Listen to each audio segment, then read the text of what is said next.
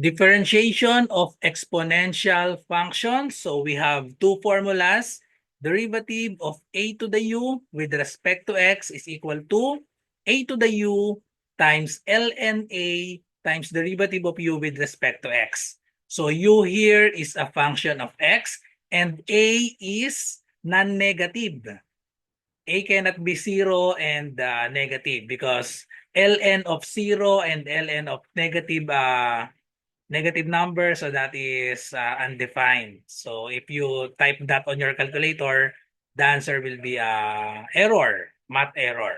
Okay? And then another, the base is e. So derivative of e to the u with respect to x is equal to e to the u times derivative of u with respect to x.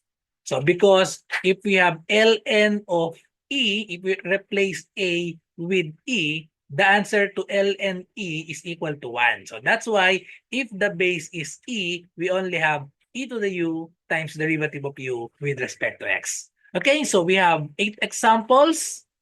So try to answer this. Pause the video and try to answer this. Okay, so let's start. Let's start answering number 1. So let's start with a very easy example. We have y equals 3 to the 4x. So we just use the formula, derivative of a to the u equals a to the u times ln a, and then times derivative of u with respect to x. So in this example, the value of u here is, okay. Okay, so our u here is the exponent for x. Okay, so let's just apply the formula.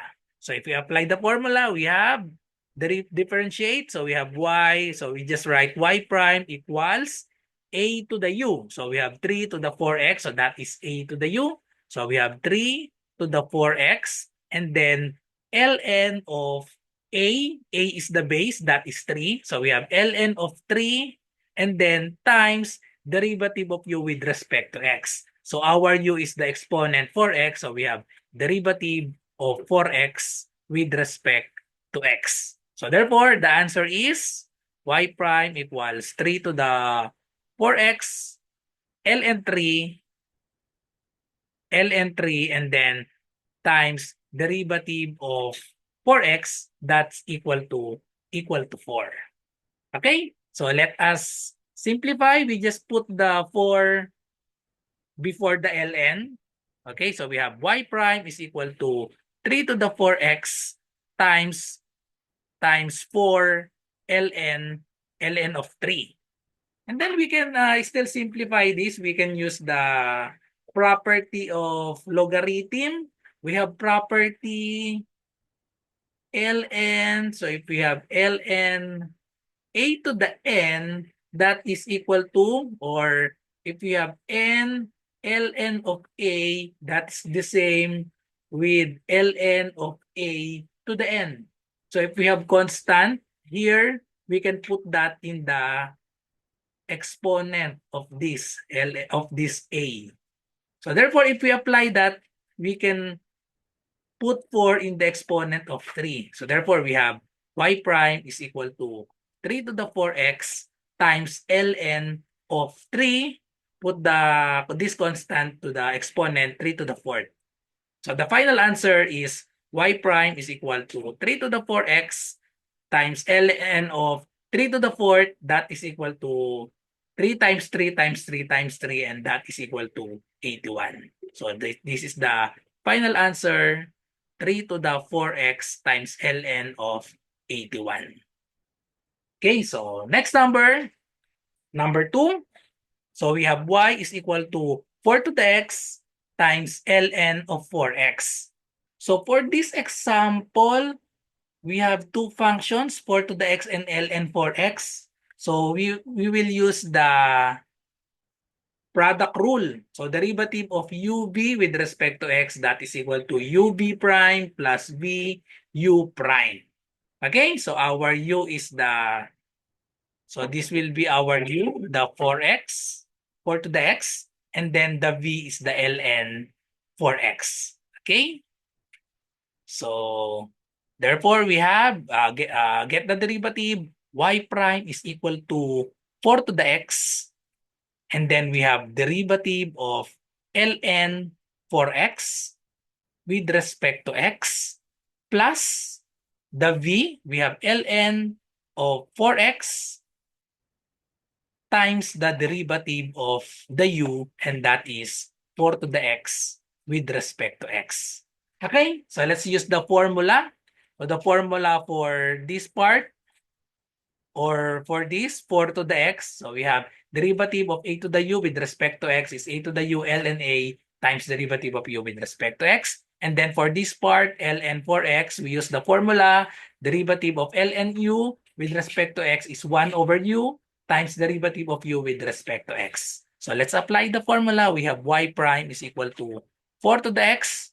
So our u here is the 4x. So we apply this. So we have 1 over u. So we have times 1 over 4x. Okay? And then times the derivative of u. So the u is 4x, so derivative of 4x with respect to x. And then plus, just copy ln 4x, and then times derivative of 4 to the x. So we have applied this, so we have 4 to the x, ln of the base, and that is 4, ln 4, and then times derivative of x. So we have times derivative of the exponent, derivative of x with respect to x. So that's just 1. So let's simplify. So we have derivative of 4x, that is equal to 4, and then the derivative of this is just 1. So let's simplify. So we have 4 to the x. Let's combine this. So 4 to the x times 1. So we have 4 to the x over 4x. And then times derivative of 4x is 4. And then we have plus ln of 4x times 4 to the x ln of 4. So derivative of x with respect to x, that's just 1. So no need to write that 1. So we can cancel out the 4 in the numerator and 4 in the denominator. And then let's simplify. There is common term. We have 4x to both our term. So we can factor this out. So therefore, the final answer is y prime equals, factor out 4 to the x. So we have 4 to the x times, if we factor out 4 to the x, we have here 1 over x. And then plus ln 4x times ln of 4. So this will be our final answer.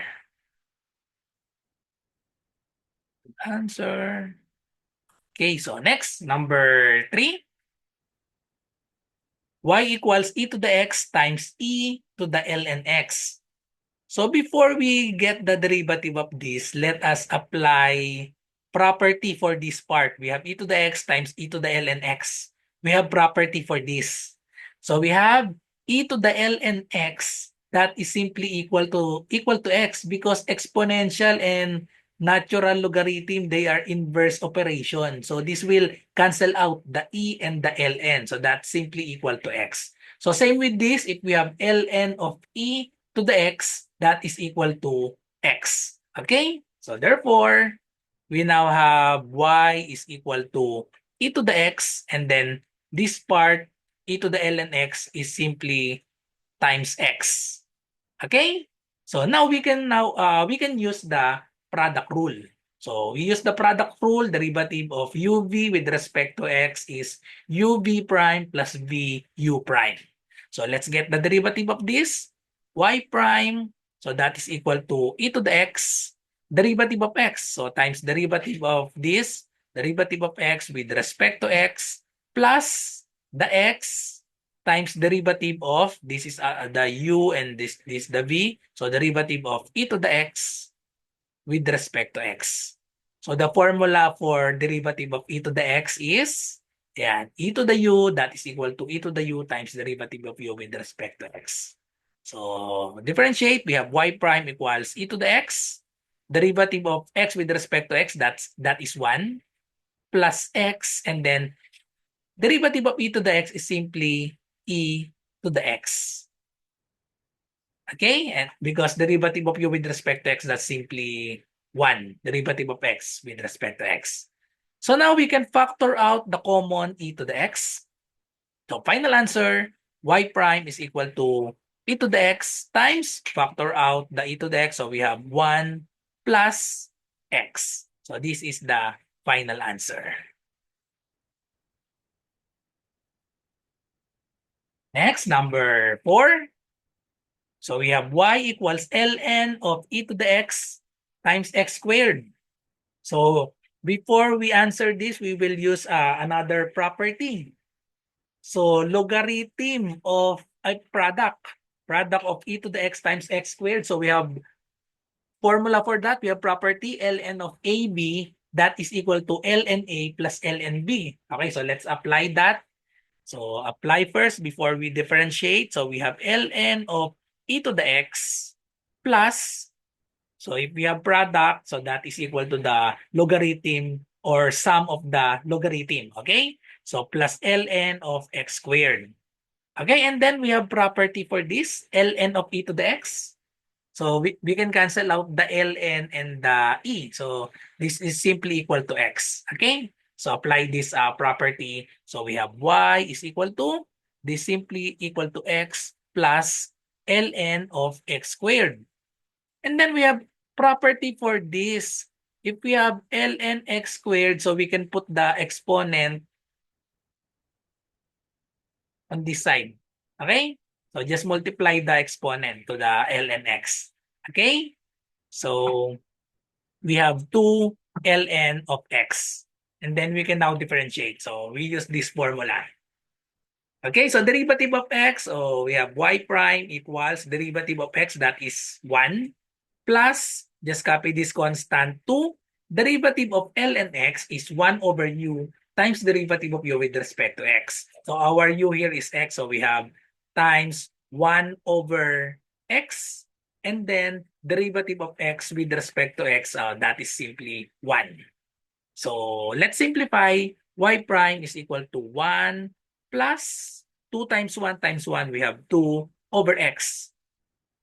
So this can be the final answer, 1 plus 2 to the x. Or if we simplify further, we can replace 1 by x over x to combine 1 and 2 over x. So we can multiply this by x over x to make it similar. So therefore, final answer y prime is equal to, so we can put that in a same denominator x, so we can add the numerator x plus 2. So this is now the final answer, x plus 2 over x. Okay, so next number, number 5. Y equals x times e to the x. So we will use logarithmic differentiation for this, because we have x raised to another function of x.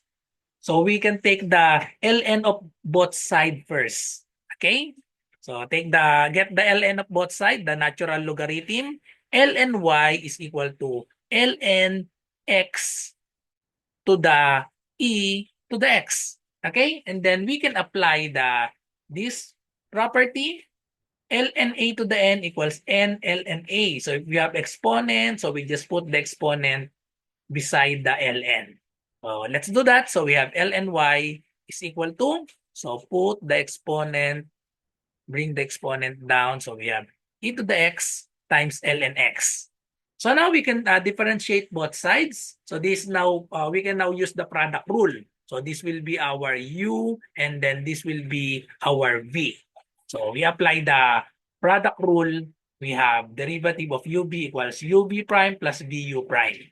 Okay? So for this part, ln y, so we can use the derivative of ln u. We have 1 over u times derivative of u with respect to x. Okay? So we have, and then we have the derivative of e to the x is simply e to the x, or this should be e to the u. So e to the u equals e to the x e to the u times derivative of u with respect to x. Okay, so let's apply. So we have ln y, so this is 1 over y times derivative of y with respect to x. So that is y prime. Okay? So we have just copy e to the x, apply this, the product rule. So copy the first function e to the x and then multiply it by the derivative of ln x. Derivative of ln x is simply 1 over x. Okay? Plus, just copy the second function, ln x, times derivative of e to the x. So that's simply e to the x. So let's now simplify. Simplify at the same time, we can multiply both sides by y because we are looking only for y prime. So we have y here. So multiply both sides by y so that we can isolate the y prime. Okay, so multiply both sides by y. Therefore, y prime is equal to y, and then let's simplify what's inside this bracket. So we have e to the x over x, and then plus we have e to the x ln e to the x ln x. But the value of y is x times e to the x. Okay? So we have y prime equals, put back the original value of y, we have x to the e to the x. And then we combine this, we simplify, we can multiply both the numerator and denominator by x of this part so that they will be similar fractions. So we have times x over x so that we can combine the numerator. Okay? So we have all over x, and then we have e to the x plus e to the x ln x. So we can put the x here. So we have x ln x, and then we have e to the x. Okay? So simplify further. So we have y prime is equal to, we can combine this. So we have x, base of x, and then another base of x here. So apply the law of exponent. We can subtract their exponents. The exponent of the numerator, x, is e to the x, and then the exponent of the denominator is 1. So therefore, that is equal to x times to the e to the x minus 1. Okay? And then we factor out the common e to the x. So if we factor out the common e to the x, so we have times e to the x, and then we have 1 plus x ln x. Okay? So we can write the e to the x on this side. Okay? So we have final answer, y prime is equal to e to the x times x e to the x minus 1 times 1 plus x ln x. So that is the final answer. Okay, so next number 6. So we have e to the x plus e to the y equals e to the x times e to the y.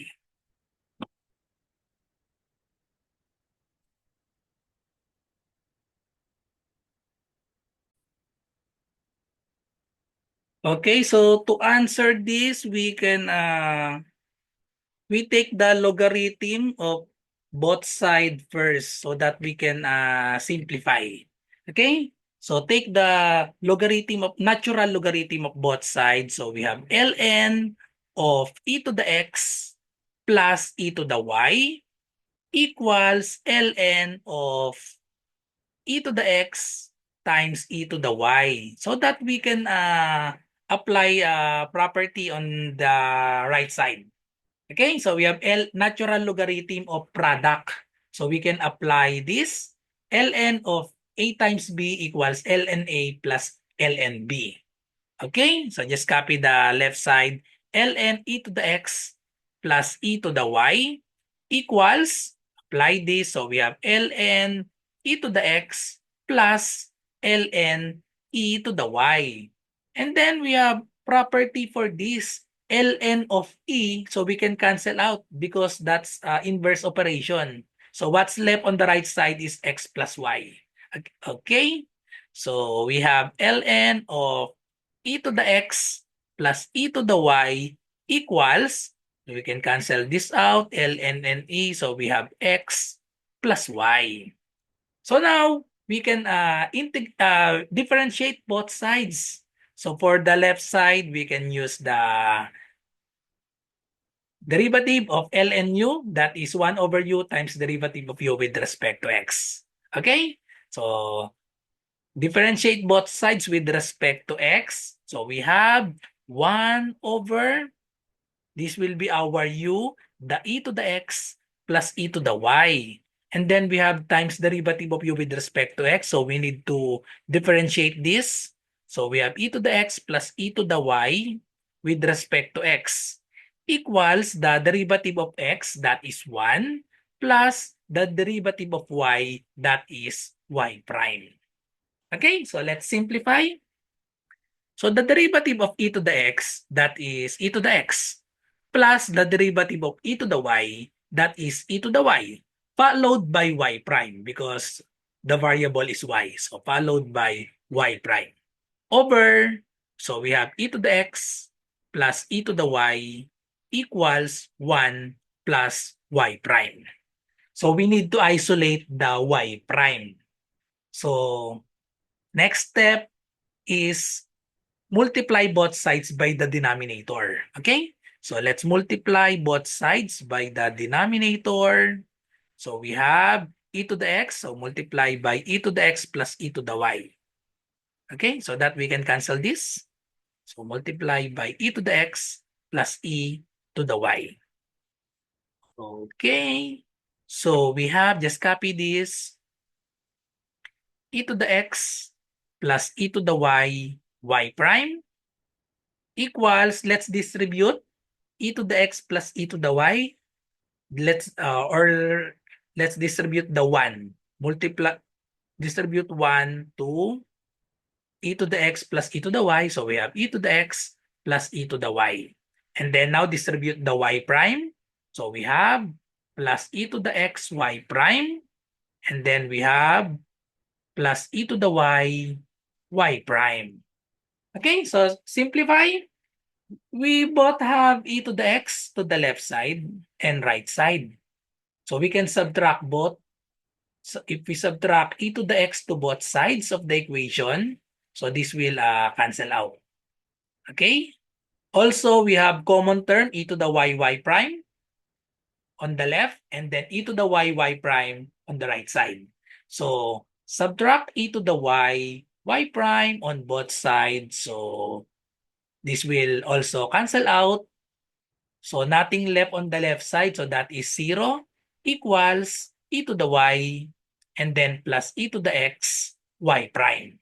So just solve for y prime.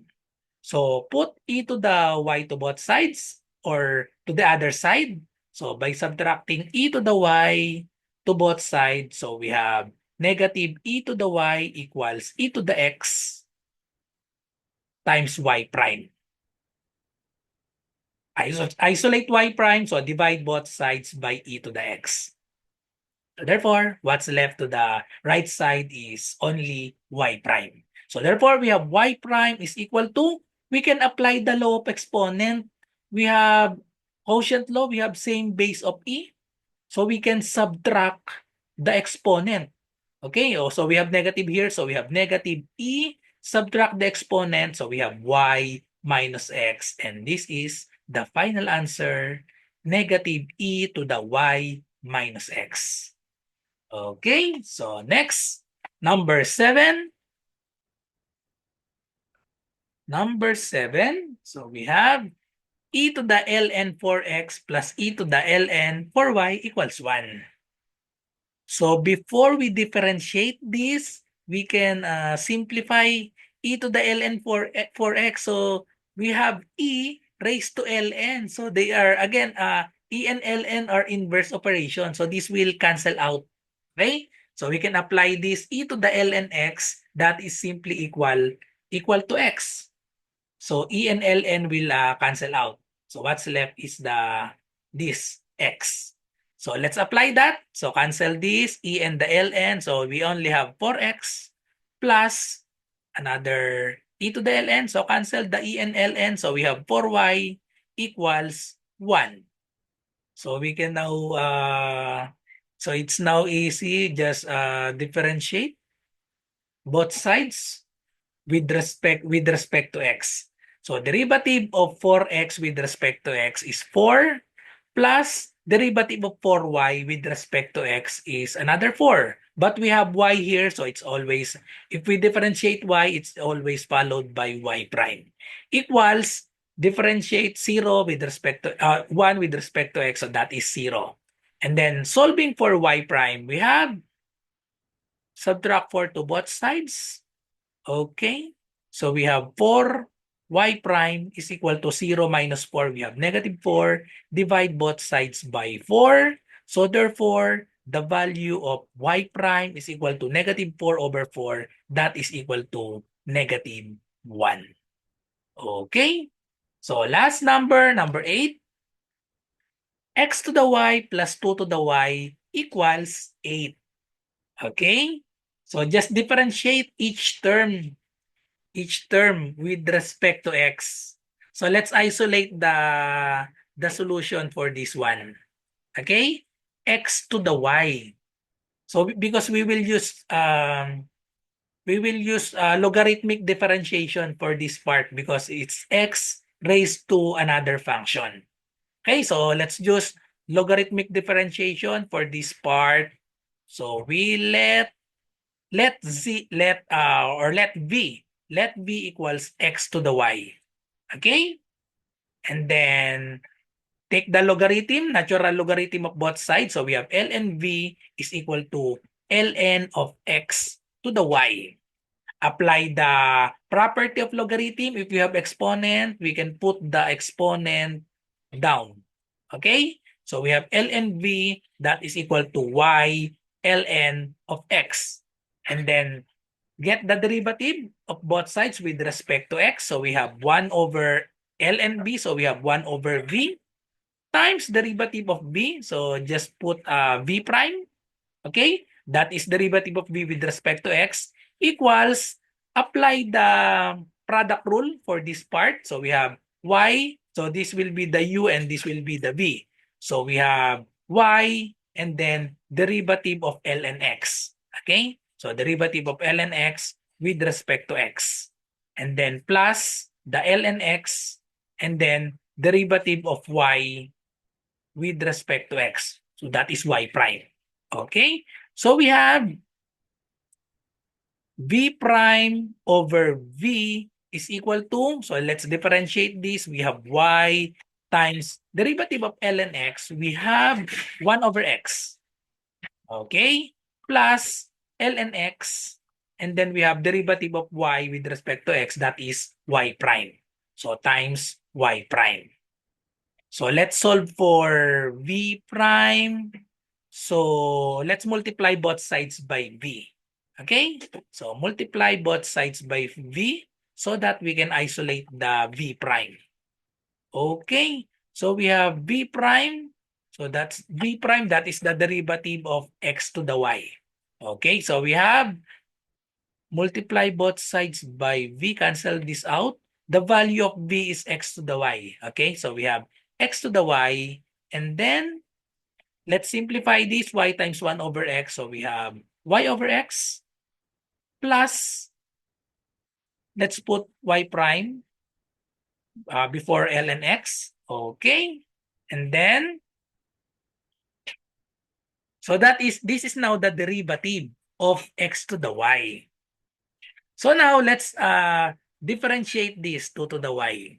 So what's the derivative of this? Derivative of 2 to the y. So let's apply the formula for this. So we have 2 to the y, 2 to the y, and then ln of the base, ln of 2.